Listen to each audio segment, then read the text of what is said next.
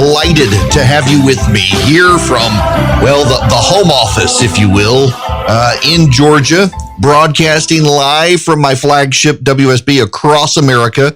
Happy to have you. The phone number is 877-97-ERIC, 877-973-7425. Get me on social media, EW Erickson. You can email me, Erick, E-R-I-C-K, at EWErickson.com. You know, maybe I shouldn't tell people how to spell it, and everybody can spell my name wrong, and I won't see the hate mail. Maybe. All right. We've got to begin with the President of the United States of America. Now, the gun lobby wants you to believe that cities that are had the toughest gun laws still have the highest rates of gun violence, as was pointed out by the group we had today in our roundtable. The violence is, so they argue, why do you need those gun laws if they don't work in cities that have tough laws? Don't believe it. Here's the truth. Today's conversation with Mayor Scott of Baltimore, for example, echoed what we know to be the case and hear from mayors all across the country. Mayors have the power to help shape and enforce the laws in their cities, but they can't control the laws in neighboring cities and states, even though the gun legally bought there often ends up in their streets. Mayor Scott says that 80% of the guns in Baltimore were acquired outside the city. Outside the city. There's little he can do about that. So we have to act. As part of our strategy, the Justice Department is creating 5 new strike forces to crack down on illegal gun trafficking in the corridors supplying weapons to cities like New York, Chicago, Los Angeles, Washington, D.C., and the Bay Area. With these strike forces, local and federal law enforcement and prosecutors are going to be able to better coordinate the prosecution of illegal gun trafficking across city and state lines. So, illegal guns sold from the back door of a gun shop in Virginia don't end up in a murder scene in Baltimore. You got that?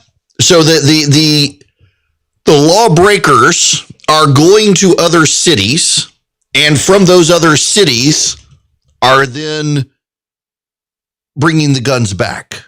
That's what the Biden administration wants you to know.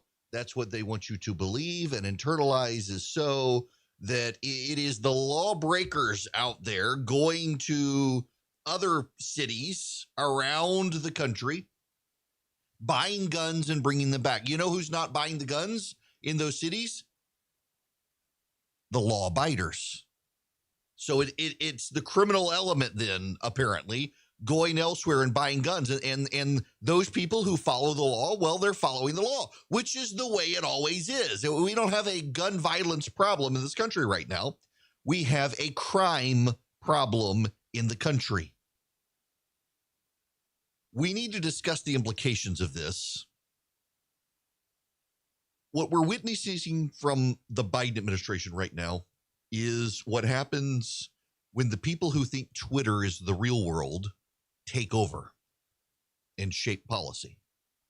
We've got to step back for a little bit of perspective here. H.R. 1, the For the People Act, it was always a messaging piece of legislation. You've heard me say this. I'm a broken record saying it repeatedly. H.R. 1S1, the For the People Act, it was always intended to be a messaging piece of legislation. It was never intended to pass. But progressive activists convinced themselves it was intended to pass, and Democrats in Congress acted like it was intended to pass, and the more naive among them decided, well, if they're saying it, it must be intended to pass. It was never meant to pass, but it took a life of its own among progressive activists on Twitter, and then it didn't pass, and it's demoralized them. Democrats are increasingly held hostage to these Twitter conversations. As I mentioned yesterday, Twitter is the left of the left. The overwhelming majority of people who participate in Twitter are of the far left. The people who generate the most content are overwhelmingly of the far left.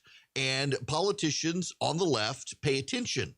If you diagnose Kamala Harris and the cratering of her campaign in 2020, the New York Times reported that her campaign became undisciplined and rudderless and shifted, pivoting constantly based on the Twitter conversation. As Twitter went, so went the Kamala Harris campaign. And then when the Elizabeth Warren campaign cratered, you saw a very similar criticism show up, that the Elizabeth Warren campaign was not pivoting based on the criticisms of Twitter, The Elizabeth Warren campaign was trying to win the daily Twitter battle. Everything Elizabeth Warren did in 2020 was about winning the Twitter war.